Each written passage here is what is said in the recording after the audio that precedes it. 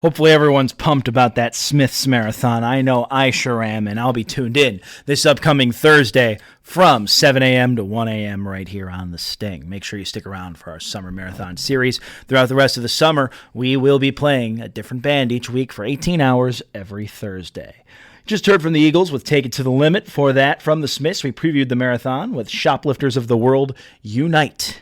All right, some Guardians and Cavs talk. The Cavs make an official today that Donovan Mitchell will be signing that extension. I mean, it was pretty much assumed he would be after the reports and the post he made on Instagram saying he wasn't leaving. So, my thoughts on Donovan Mitchell extending with the Cavaliers. I think it's a great move for the Cavs. I think he's a superstar player. I was all in on the Cavs getting Donovan Mitchell about 3 or 4 years ago, to be quite honest with you. I don't know if any Sports Pulse listeners are out there still. When I remember I went on the air, I was with Jake Malencic that night, my good buddy, and Matthias Andahar, and I said, you know what? I really like what the Cavs are doing. I think this was about 2022. I think they had a really hot January. They didn't win the play-in game that year, but I remember I said, I really like what they're doing, but imagine Donovan Mitchell on this team, what the Cavs could do.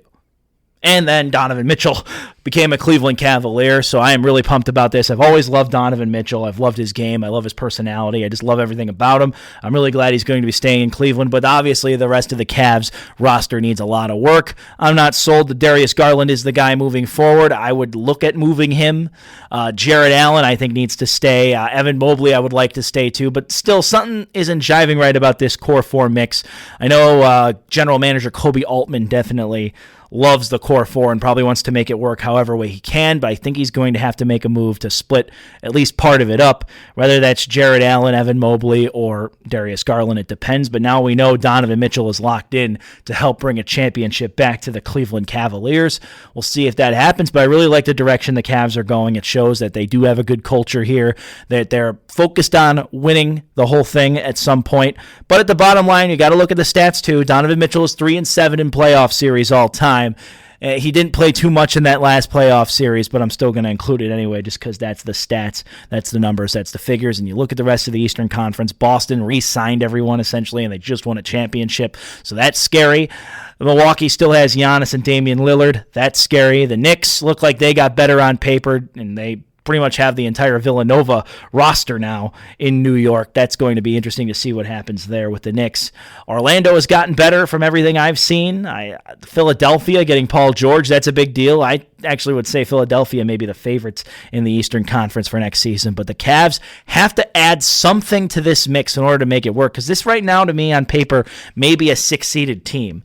Obviously Donovan Mitchell signing for the long term means that we have a couple years to make some determining decisions on that, but I don't want to blow another year. The Cavs got to figure it out. And maybe Kenny Atkinson sees something about the core four that JB Bickerstaff wasn't able to figure out. That's another possibility. I don't know if that's going to be the case, but I'm still a little worried about the Cavs overall, but I do like that Donovan Mitchell is staying in Cleveland. I'm excited about it. And hopefully we figure out a way to win some more playoff series and hopefully get back to the NBA Finals. I think that's still going to be a lot of work to be done, and if Evan Mobley becomes that superstar we think he could be, I think that's the way the Cavs will get it done. But right now, I'm not sure he is going to be that superstar. He needs a lot more development, and maybe JB Bickerstaff couldn't get them there. Kenny Atkinson maybe will be able to do so. Other than that, the Guardians, they put 5 All-Stars in the All-Star roster. Steven Kwan and Jose Ramirez will be starting.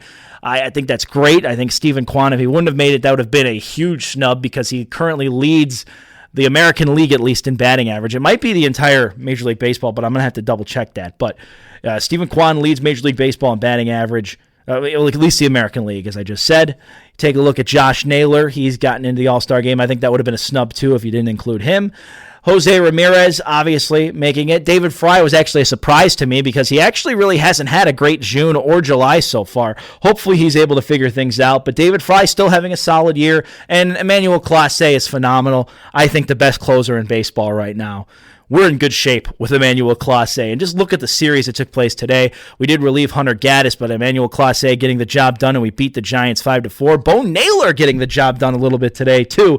But we did actually option Logan Allen back down to the minors. I think that's the right call. I did see some good stuff in Logan Allen yesterday, though, a little bit, but those 2 earned runs he had at the end of the run yesterday were a little bit much for me. But I think Logan Allen needs to get back to the minors, get some things worked on, because I've seen no stuff from him all year. It's actually amazing he had a winning record going into this weekend series game. So we'll have to see what happens with the Guardians. Very proud of the fact that there's 5 All-Stars on this team. They clearly have offense going. They need to figure out the starting rotation, but the bullpen is there. And as I said, Clase is the best closer in the game. I don't think you can get any better than that.